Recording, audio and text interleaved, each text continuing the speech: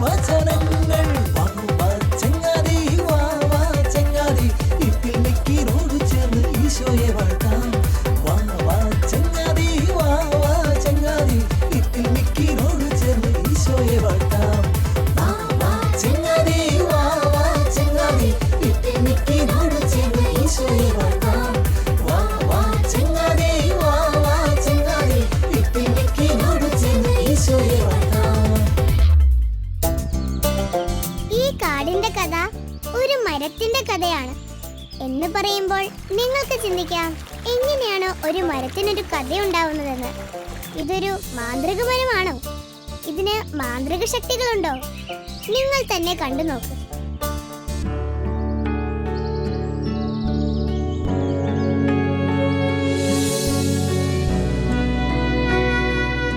കുറെ നേരമായില്ലേ നമ്മളിങ്ങനെ പറക്കാൻ തുടങ്ങിയിട്ട്? പരിയൊരിടം കൂട് കൂട്ടിയാലല്ലേ നമുക്ക് താമസിക്കാൻ പറ്റൂ. നമുക്ക് ഇവിടെ കൂടുകൂട്ടി താമസിക്കാം. ഇവിടെ സുരക്ഷിതമാണോ? അതെനിക്കറിയില്ല. ദൈവം എന്തെങ്കിലും വഴി കാണിച്ചു തരാതിരിക്കില്ല. അതെ, ദൈവത്തിലാണ് ഇനിയുള്ള ഏക പ്രതീക്ഷ.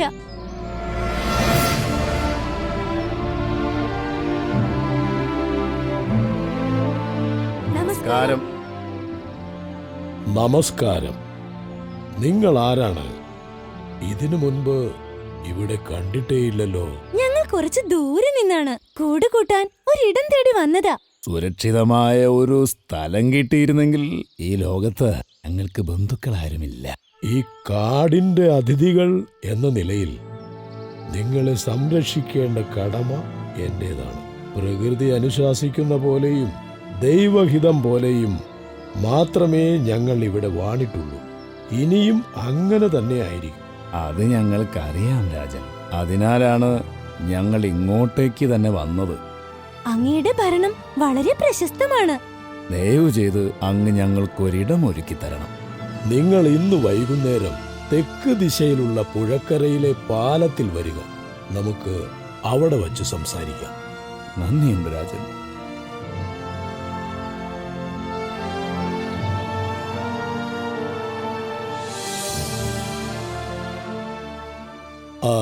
അവരിനിയും വന്നിട്ടില്ലല്ലോ. ഓ പ്രഭോ, അവരാരാണെന്നോ എവിടെ നിന്ന് വന്നവരാണെന്നോ നമുക്കറിയില്ല. പക്ഷേ സഹായമഭ്യർത്ഥിച്ചു വന്ന ഒരുവനെ നമ്മൾ ഒരിക്കലും കൈവിട്ടിട്ടില്ല. എന്താ മൂങ്ങാച്ചേട്ടന്റെ അഭിപ്രായം? പ്രഭോ, അങ്ങയോട് ഞാൻ എത്ര തവണ അഭ്യർത്ഥിച്ചിട്ടുണ്ട്. ഒന്നുകിൽ ഈ ചുമതലയിൽ നിന്ന് എന്നെ ഒഴിവാക്കി തരണം, അല്ലെങ്കിൽ പ്രകൃതിയെ എനിക്ക് ഉറങ്ങാൻ അനുവദിച്ച സമയത്തിൽ നിന്ന് ഈ ചർച്ച മാറ്റിവെക്കണം. ഇതൊരുമാതിരി എന്നെ ഉറക്കം തൂങ്ങിയെന്ന് മനഃപൂർവ്വം വിളിപ്പിക്കാനുള്ള പറയുന്നില്ല ഞാൻ. ഓ, സംഭവമൊക്കെ ശരി തന്നെ. നീ ഉണർന്നിരിക്കുന്ന സമയത്ത് വച്ചാൽ എല്ലാവരും ഇരുന്നുറങ്ങും. ഇതിപ്പോൾ നീ ഒരാൾ മാത്രം അഡ്ജസ്റ്റ് ചെയ്താൽ പോരെ? അതൊക്കെ എനിക്ക് വലിയ ബുദ്ധിമുട്ടുണ്ടാക്കുന്നു രാജൻ. ക്ഷമിക്കണം മൂങ്ങാചാരെ, നിങ്ങളുടെ ബുദ്ധിസാമർഥ്യം കാടിനു വേണ്ടി ഉപയോഗപ്പെടുത്താതെ വിടാൻ വയ്യ. രാത്രിയിൽ ഈ മുന്നിലിരിക്കുന്നവരെ വിശ്വസിക്ക വയ്യ. ഇവരിൽ പലരും വേട്ടയാടുന്ന സമയമാണ് എന്നറിയാമല്ലോ. അങ്ങ് പറയുന്നത് ശരിയാണ്. ഇന്നെന്താണ് ചർച്ചാ വിഷയം? ആ മഴവിൽ പക്ഷികൾ. അവരെത്തട്ടെ, നമുക്ക് നോക്കാം. അതോ അവരതാ.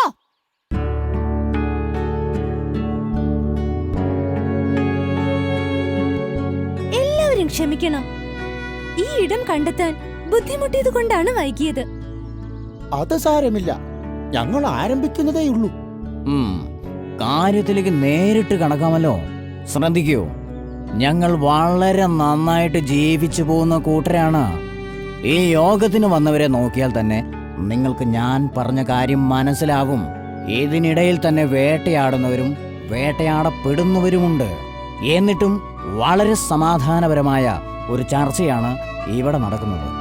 അങ്ങനെയുള്ള ഇടത്തേക്ക് പുതിയ ആൾക്കാരെ സ്വീകരിക്കുമ്പോൾ അല്പം ബുദ്ധിമുട്ടുകളുണ്ടെന്ന് നിങ്ങൾ മനസ്സിലാക്കണം. പക്ഷേ നിങ്ങളെ ഞങ്ങൾ സ്വീകരിക്കുകയില്ല എന്നതിനർത്ഥമില്ല. നിങ്ങൾക്ക് മനസ്സിലാവുന്നുണ്ട്. നിങ്ങളുടെ ചരിത്രം ഞങ്ങൾക്കറിയണം. ഇല്ലെങ്കിൽ നിങ്ങളുടെ പിന്നാലെ എന്തെങ്കിലും അപകടം വരുന്നുണ്ടോ ഇല്ലയോ എന്ന് ഞങ്ങൾ എങ്ങനെ അറിയും? ശരി, ഞങ്ങൾ പറയാം. ഇത്രയും നാൾ ഞങ്ങൾ സ്വർഗവാസികളായിരുന്നു. ദൈവത്തിന്റെ ഒരു കൽപ്പന ലംഘിച്ചതിന് ഭൂമിയിലേക്ക് നാട് കടത്തപ്പെട്ടു. ഭൂമിയിൽ ചെന്ന് സ്വയം ജീവിച്ചുകൊള്ളാൻ സ്വർഗസ്ഥനായ പിതാവ് ഞങ്ങളോട് ആവശ്യപ്പെട്ടു. എന്നിട്ട് ഞങ്ങൾ വർഷങ്ങളോളം പറന്നു ഇന്നലെ ഇവിടെ എത്തി. സ്വർഗീയമായ ഭംഗിയും സമാധാനവും കണ്ടതുകൊണ്ടാണ് ഇവിടെ താമസിക്കാമെന്ന് ഞങ്ങൾ കരുതിയത്. അതെ, ഇവിടം സ്വർഗമാണ്. ഇവിടെ താമസിക്കുന്ന മൃഗങ്ങളിലെ നന്മയാണ് ഈ കാടിന്റെ സൗന്ദര്യം.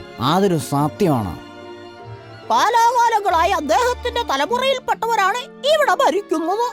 ദൈവഭയമുള്ളവരും പ്രകൃതിയുടെയും കാടിന്റെയും നിയമങ്ങൾ അനുസരിക്കുന്നവരുമാണ് ഇവിടെയുള്ള എല്ലാവരും. അതുകൊണ്ട് തന്നെ ഇവിടെ ദൈവത്തിന്റെ അനുഗ്രഹവുമുണ്ട്, ഒരു ചൈതന്യമുണ്ട്. നൂറ്റാണ്ടുകളധികമായി ഇവിടെ ഒരു വരൾച്ചയോ അതല്ലെങ്കിൽ ഒരു കാട്ടുതീപിടുത്തമോ അതൊക്കെ ഉണ്ടായിട്ടു. ഇവിടെ താമസിച്ചാൽ സ്വർഗം വിട്ടു വന്നതാണെന്നുള്ള തോന്നൽ പോലും ഞങ്ങൾക്കുണ്ടാവില്ല എന്ന് ഞങ്ങൾക്ക് തോന്നുന്നു. ഇവിടെ ഞങ്ങൾക്ക് ഇഷ്ടമായി. ഇവിടെ എത്തിയത് ഞങ്ങളുടെ ഭാഗ്യമാണ്. പക്ഷേ അതിനൊരു പ്രശ്നമുണ്ട്. നിങ്ങളെ ദൈവം പുറത്താക്കിയവരാണ്. അങ്ങനെ ഒരു സാഹചര്യത്തിൽ നിങ്ങൾക്ക് അഭയം തരുന്നത് ഒരു ദൈവനിഷേധമാകില്ല എന്ന് എങ്ങനെ ഉറപ്പിക്കും? ശരിയാണ് അങ്ങ് പറയുന്നത്. പക്ഷേ ഭൂമിയിൽ എങ്ങും ഞങ്ങൾക്ക് അഭയം കിട്ടിയില്ലെങ്കിൽ ഞങ്ങൾ എന്തു ചെയ്യും? അലയാനായിരിക്കും നിങ്ങൾക്ക് വിധി. ഞാനൊന്ന് ആലോചിക്കട്ടെ, എന്നിട്ട് മാത്രം തീരുമാനം അറിയിക്കാം. ഇന്ന് രാത്രി നിങ്ങൾക്ക് എന്റെ ഗുഹയിൽ തങ്ങാം. ആരും നിങ്ങളെ ഉപദ്രവിക്കില്ല. എന്റെ തീരുമാനം നാളെ നിങ്ങളെയും മറ്റുള്ളവരെയും അറിയിക്കുന്നതായിരിക്കും. നിങ്ങൾ ഉള്ളിൽ എവിടെയെങ്കിലും കിടന്നോളൂ. ബാക്കി നാളെ സംസാരിക്കാം. ശരി രാജൻ. എന്തു ചെയ്യാൻ പോകുന്നു? എന്റെ മനസ്സിൽ ഒരാശയവും തോന്നുന്നില്ല. എന്തെങ്കിലും തീരുമാനമെടുത്തല്ലേ പറ്റൂ. ദൈവത്തെ ധിക്കരിച്ചുകൊണ്ട് ഇന്നേ വരെ ഒന്നും ഞാനോ എന്റെ മുൻ തലമുറക്കാരോ ചെയ്തിട്ടില്ല. ഇത് നിഷേധമാവുമോ എന്നൊരു ഭയം എനിക്കുണ്ട്. പക്ഷേ അഭയം ചോദിച്ചു വരുന്നവരെ പരിരക്ഷിക്കുന്നത് ദൈവം ഇഷ്ടപ്പെടുന്ന പ്രവൃത്തി തന്നെയല്ലേ? അതൊക്കെ ശരിയാണ്. എന്നാലും അങ്ങ് കിടന്നോളൂ, രാവിലെ പരിഹാരമുണ്ടാക്കാം.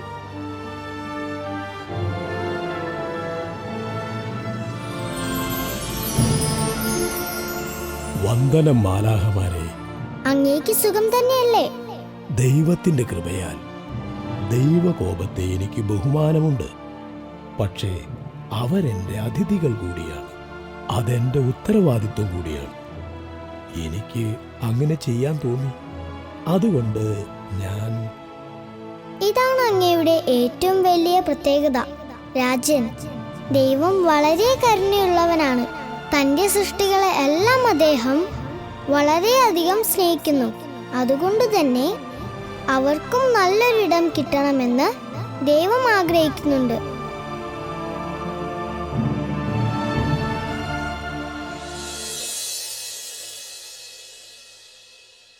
പ്രിയമുള്ളവരെ, വളരെ നേരത്തെ ചിന്തയ്ക്കു ശേഷം ഞങ്ങൾ ഒരു തീരുമാനത്തിലെത്തിയിരിക്കുകയാണ്. നമ്മുടെ കാട്ടിലേക്ക് വന്ന ഇവർ നമ്മുടെ അതിഥികളാണ്. ഇവരെ സ്വീകരിക്കേണ്ടതും സംരക്ഷിക്കേണ്ടതും നമ്മളെല്ലാവരുടെയും ഉത്തരവാദിത്വം കൂടിയാണ്. അതുകൊണ്ട് തന്നെ ഇവരെ ശല്യം ചെയ്യുന്നതിൽ നിന്നോ അപകടത്തിൽപ്പെടുത്താൻ ശ്രമിക്കുന്നതിൽ നിന്നോ ഇതിനാൽ എല്ലാവരെയും വിലക്കിയിരിക്കുന്നു. നിങ്ങൾക്ക് ഈ കാട്ടിലെ എവിടെ വേണമെങ്കിലും കൂടുകൂട്ടാം, താമസിക്കാം, സന്തതി പരമ്പരകളെ വളർത്താം. ആരും നിങ്ങളെ ഉപദ്രവിക്കില്ല. വളരെ നന്ദിയുണ്ട് മഹാൻ. ഞങ്ങൾക്ക് യോജിച്ചൊരു മരം കിട്ടുന്നതുവരെ ഞങ്ങൾ വല്ല ഗുഹയിലും താമസിച്ചോളാം. എന്തിനു വല്ല ഗുഹയിലും കഴിയണം? ഞങ്ങളുടെ ഗുഹയിൽ തന്നെ കഴിയാമല്ലോ. നന്ദി രാജൻ. പക്ഷേ അങ്ങയ്ക്കൊരു ഭാരമാകാൻ ഞങ്ങൾ ആഗ്രഹിക്കുന്നില്ല. ഞങ്ങൾ കിഴക്ക് ഭാഗത്തായി ഒരു ഗുഹ കണ്ടെത്തിയിട്ടുണ്ട്. അവിടെ താമസിച്ചുകൊള്ളാം. നിങ്ങളുടെ ആഗ്രഹം അതാണെങ്കിൽ അങ്ങനെയാവട്ടെ. എല്ലാവരും പിരിഞ്ഞു പോയിക്കോളൂ.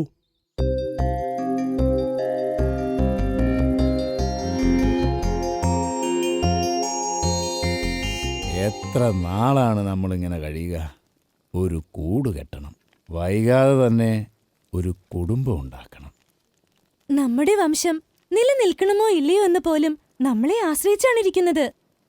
നമ്മൾ ഇപ്പോഴെടുക്കുന്ന തീരുമാനം 100% അനുയോജ്യമായതായിരിക്കണം. അല്ലെങ്കിൽ അത് നമ്മുടെ ഭാവിയെ മാത്രമല്ല നിലനിൽപ്പിനെയും ബാധിക്കും.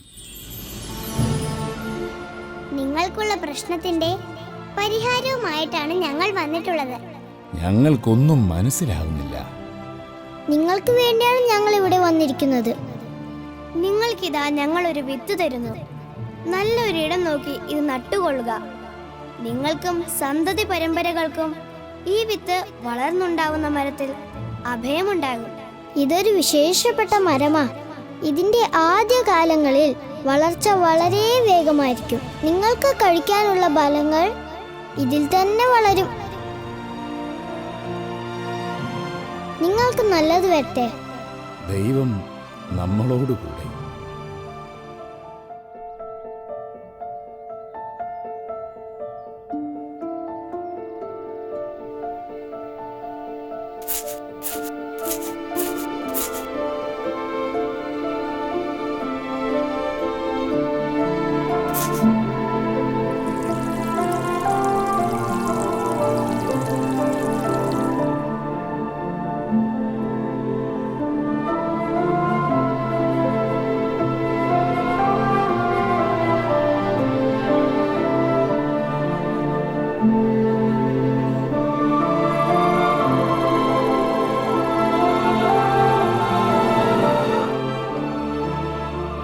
വന്ദനം മഹാരാജൻ.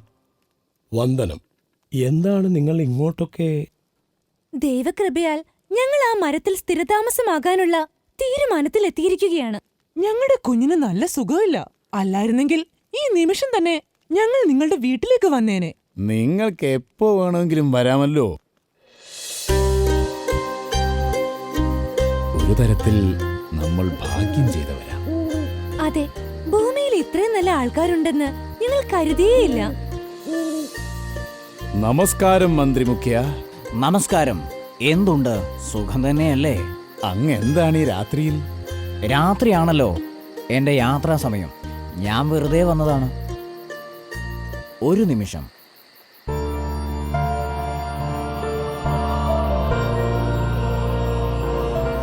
നിങ്ങളോട് എനിക്ക് ഒരു പ്രധാന കാര്യം പറയാനുണ്ട്. നിങ്ങൾ നിങ്ങളുടെ സന്തതി പരമ്പരകളെ പറഞ്ഞു പഠിപ്പിക്കേണ്ട ഒരു കാര്യമുണ്ട്. നിങ്ങളുടെ മഴവിൽ തൂവലുകൾ ഒരിക്കലും ഒരു കാലത്തും ഈ മരത്തിന്റെ ചുവട്ടിൽ ഉപേക്ഷിക്കരുത്. മനസ്സിലായോ? അത് നിങ്ങൾ മക്കളോടും അവരുടെ മക്കളോടും നിങ്ങൾ പറഞ്ഞു മനസ്സിലാക്കി കൊടുക്കണം. നിർബന്ധമാണ്. അതെന്തിനാണ്? ഇത്രയും ഭംഗിയുള്ള തൂവലുകൾ ആരുടെയെങ്കിലും ശ്രദ്ധയിൽപ്പെട്ടാൽ അവര് നിങ്ങളെ തേടിയെത്തും. പിന്നെ അറിയാലോ, നിഷ്കരണം നിങ്ങളെ അവര് പിടിച്ചുകൊണ്ടുപോകും പുല്ല് പോലെ. എന്നാലേ എല്ലാവരോടും ഞാൻ ഇറങ്ങട്ടെ, എനിക്ക് വേട്ടയാടാൻ സമയമായി.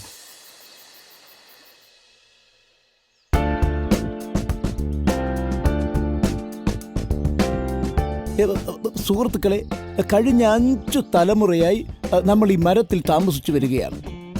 നമ്മളെപ്പറ്റി ധാരാളം കഥകൾ നിലവിലുണ്ട്.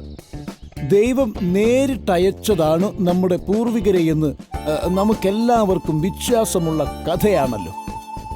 അന്ന് മുതൽ നിലവിലുള്ളതാണ് നമ്മുടെ നിയമങ്ങൾ.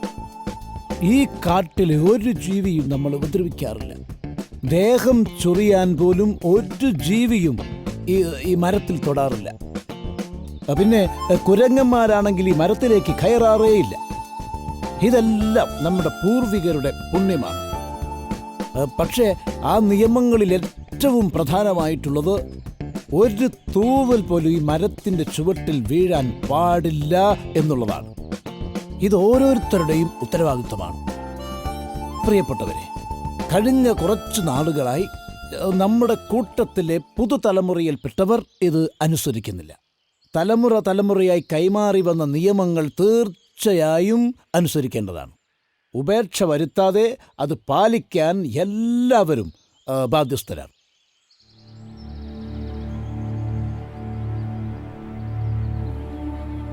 ആ കിഴവന് പ്രാന്താണോ?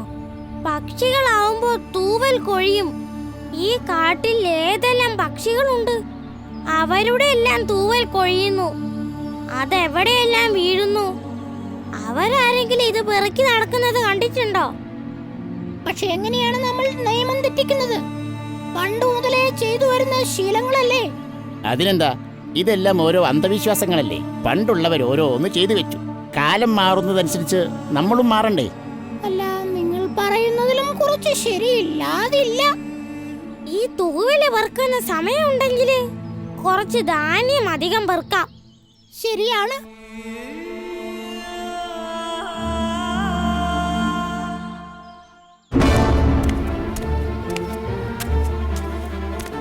ഹായ്, എന്തു ഭംഗിയുള്ള തൂവലുകൾ! പക്ഷെ ഈ മരത്തിനിടയിൽ ഒന്നും കാണാൻ പറ്റുന്നില്ലല്ലോ. ഈ മരം തന്നെ എല്ലാം മറച്ചു പിടിക്കുന്നത് പോലെ. ഒരു കാര്യം ചെയ്യാം, ഇവിടെ എവിടെയെങ്കിലും ഒളിച്ചിരുന്ന് നോക്കാം.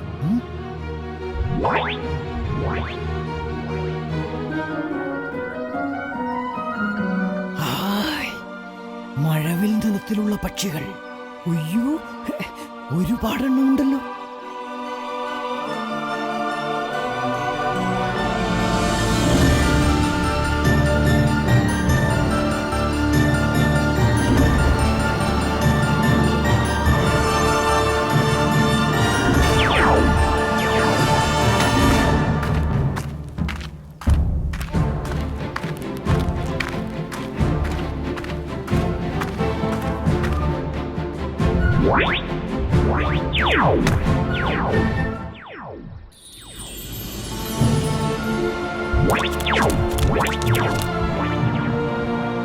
മകളെ, ഞാൻ ഒരു നൂറ്റാണ്ടിലേറെയായി ഇവിടെ താമസിക്കുന്നു.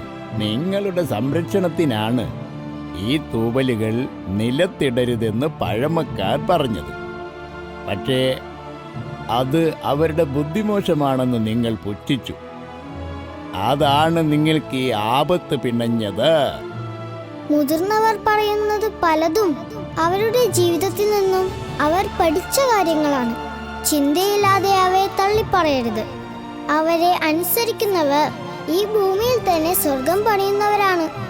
ഓ, ക്ഷമിക്കണം മാലാഖമാരെ. നിങ്ങൾക്ക് നല്ലത് വരട്ടെ.